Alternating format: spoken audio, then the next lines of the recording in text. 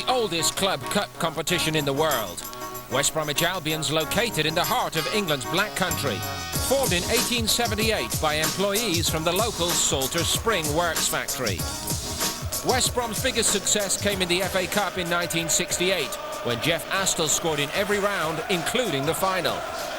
Astle died in January this year, but his goal-scoring exploits and memory will live on for generations of Baggies fans to come. We couldn't do anything anymore to increase the esteem in which Jeff Astle's held here. You know, whether we won the FA Cup for the next 5 years on the trot wouldn't alter how people think about Jeff Astle. He was a legend at this football club. But that was West Brom's last success. The local trade and businesses took a battering in the 80s with the collapse of the iron and steel industry. It affected the whole of the Midlands and coincided with the Baggies drop into the old second division. They frequently failed to force their way back into the top flight, but under current boss Gary Megson, the club's fortunes are now turning round.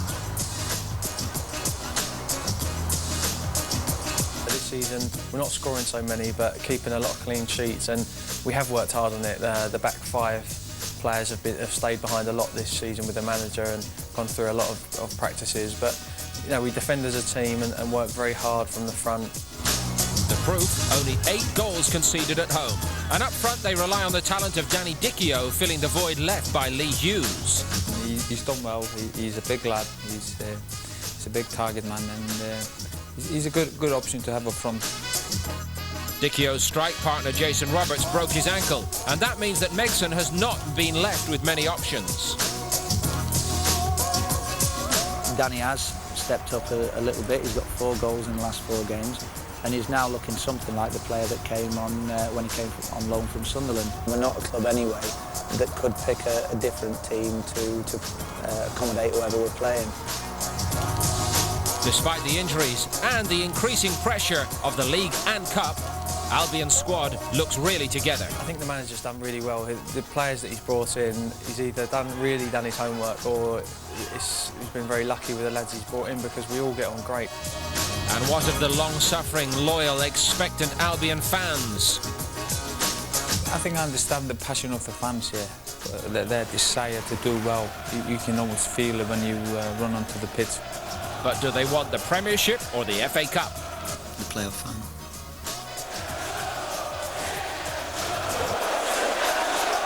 It has to be the Premiership for me. Both. Can you choose both?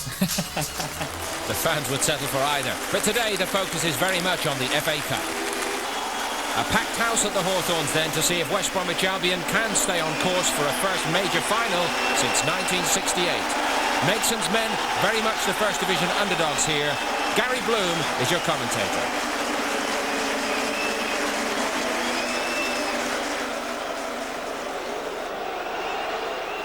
Malbronk. Saha.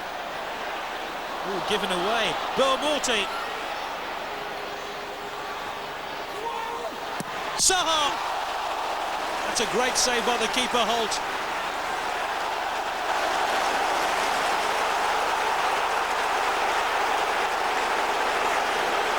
It was very low, difficult for the keeper. Free kick here to Fulham. Malbronk takes it. 1-0 to Fulham. Marley scores.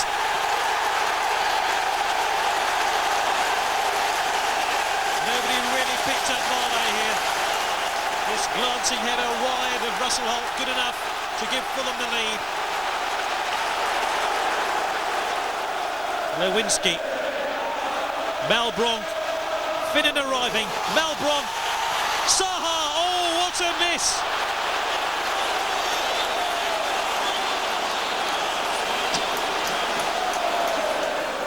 Dichio. Taylor. Fantastic save by Van der Sar.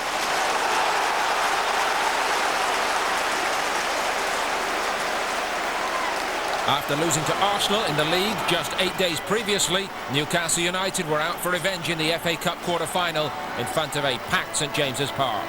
And it was the home side who went closest first. Alan Shearer's free kick producing a fine save from Richard Wright. The former England international striker's been on fire this season with 18 goals, but Arsenal's young keeper equal to him on this occasion. The St James's faithful were silenced in the 14th minute when Arsenal took the lead. Sylvain Wiltord stealing in down the right-hand side and providing the perfect low cross for Edu to turn home from 6 yards.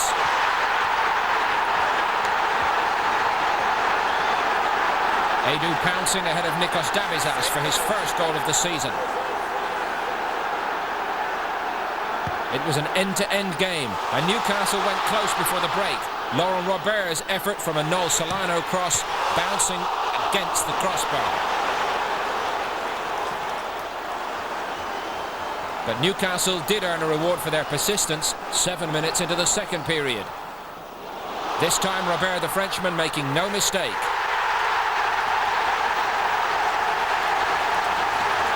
Having dictated much of the match so far, the Geordie fans could sense victory. A Route 1 goal executed devastatingly. Davizas chipping the ball forward to Alan Shearer, and the slip by Igor Stepanovs allowing Shearer the space to flick on unchallenged. Robert did the rest. The home side continued to pile on the pressure, and they nearly won it late on. But Carl Court couldn't quite convert Sylvain Distin's cross. So a replay at Highbury, and Arsenal will start favourites. Elsewhere.